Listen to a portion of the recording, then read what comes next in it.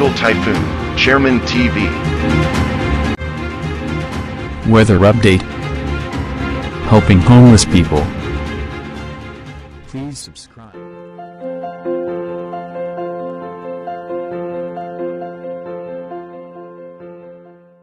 Gabi po, ito po ang latest update natin para nga po dito sa minomonitor nating sama ng panahon.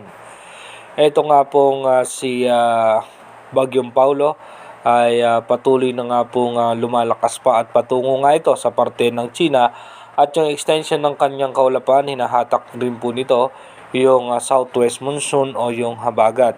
Asahan nga natin, apektado pa rin ang habagat ang Zambales, Bataan, Pangasinan, ay apektado pa rin po yan ng southwest monsoon at maging dito nga po sa Palawan.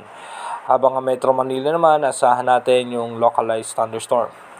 Yung low pressure area naman na nasa labas ng ating Philippine Area of Responsibility, ito nga po ay isa ng ganap na bagyo.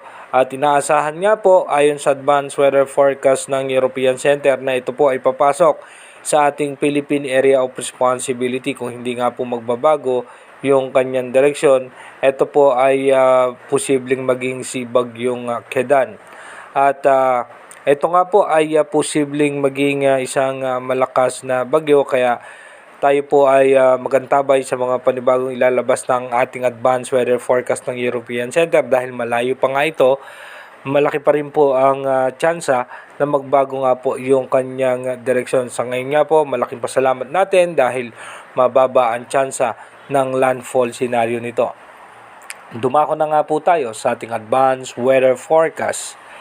Dito nga po sa ating advanced weather forecast, kung mapapansin nga po natin ito nga po yung magiging direksyon ni posibleng bagyong Kedan.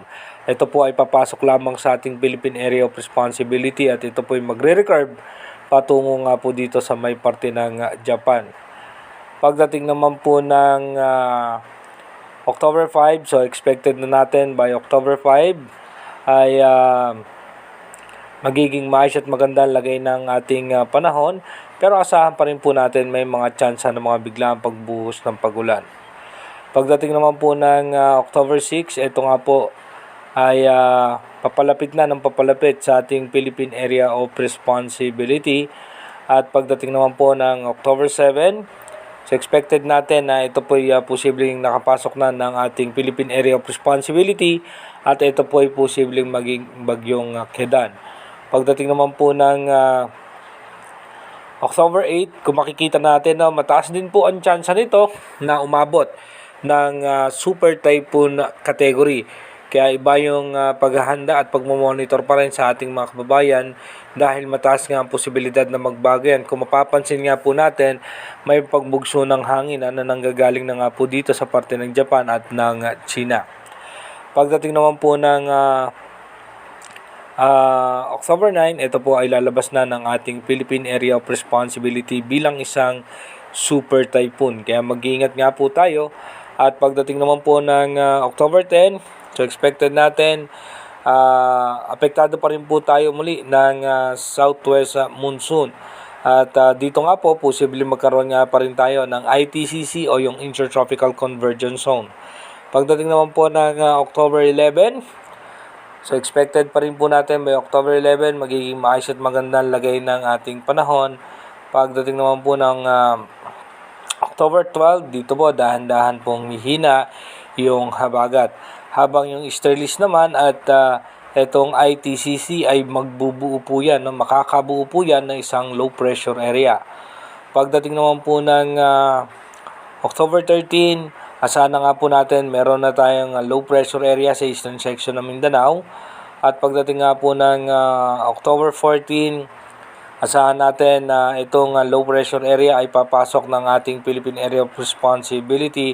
At kung mapapansin nyo nga po, ITCZ, easterlies at low pressure area, and ito nga po yung possible na northeast monsoon.